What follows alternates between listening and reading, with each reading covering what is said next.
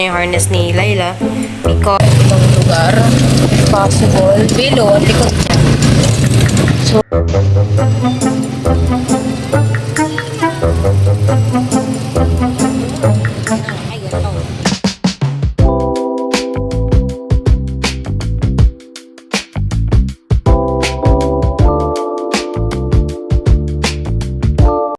So hello ulit mga kahash po. Another day, another vlog. So, ang gagawin natin ngayon is natin si Willow sa vet dahil it's her third vaccine. So, ayun. Ako naman mag-isa. Kasama ko. And currently, right now it's currently 7 something. Basta early 7 a.m. So, ayun. So, let's prepare na. Transition. Yung food.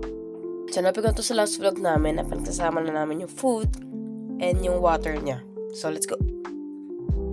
So, ayan. Pwede na food niya. Pwede na siya kumain. Wait. Wait. So, quick bath lang naman tayo, guys. Shampoo lang naman inalagay ko sa kanya. Kasi sabi ni ate,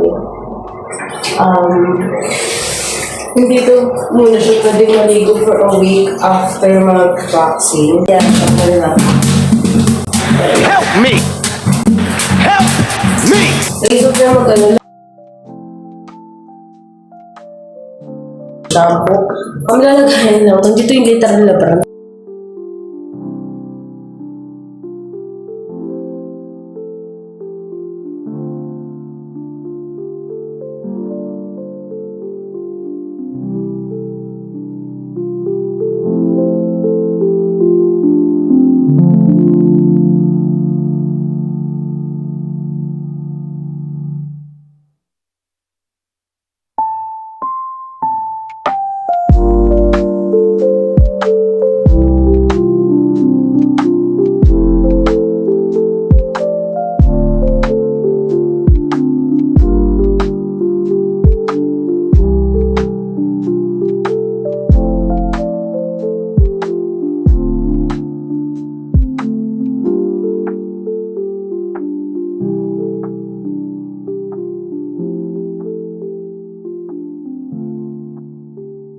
So, hello guys, mga kahash po. So, as of right now is naka-ready na kami. Dito si Willow, suot-suot niya yung harness ni Layla because wala kaming ibang, kinemerut.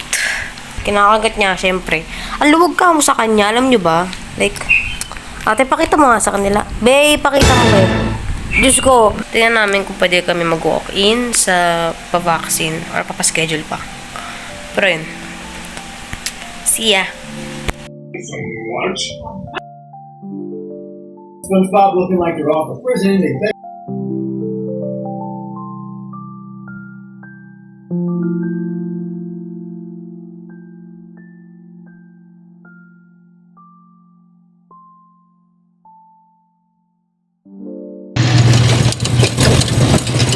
So, we will see you na lang pag nandun ako.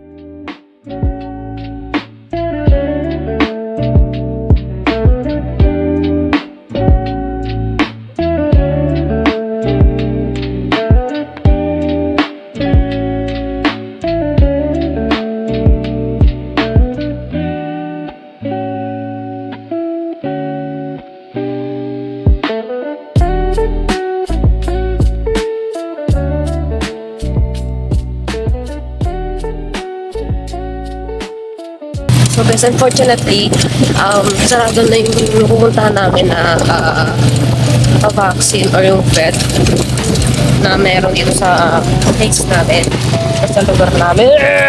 Bilowski! And try pa namin maghanap sa ibang lugar possible below at likod niya. So, ayoko naman sana yung araw at saka yung oras. Sana may mahanap kami. Pero if wala,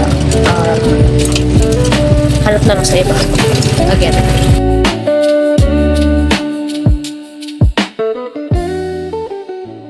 So, hello everyone. Hindi ko alam kung naririnig ako.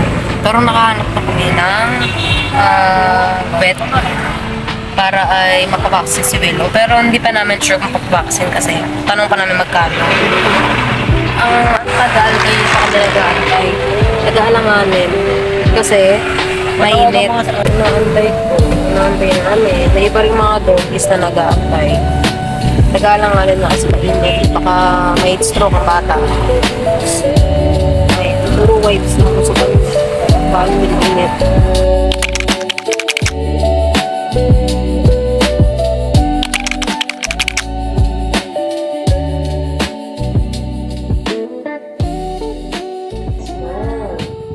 Willows. Willows.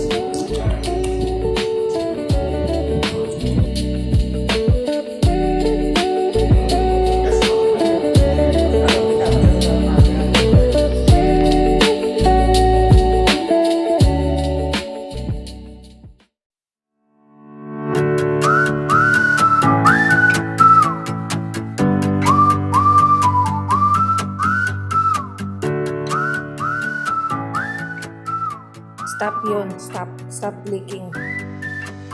Kumain naman siya. Kasi lang, marami na rin nagpapagod. Ayos dalawang ka. Ang hirap mo kakan. Hello! Tira mo ka. Oo, gumay ka. Di ba kami katawan? Wow! Kasi yung balat nila. Ayan o.